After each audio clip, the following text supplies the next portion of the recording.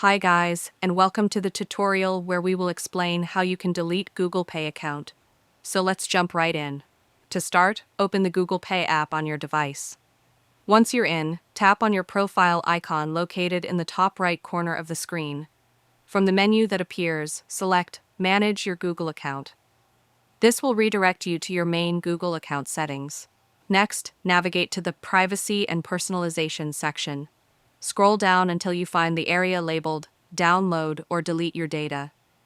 Under this section, tap on Delete a Google Service. At this point, you may be asked to re-enter your password to verify your identity. After verification, you'll see a list of Google services linked to your account. Look for Google Pay in the list and click on the trash bin or delete icon next to it. A confirmation pop-up will appear with important information regarding what deleting the service means. Read it carefully, and if you're sure you want to proceed, tap on Delete Google Pay.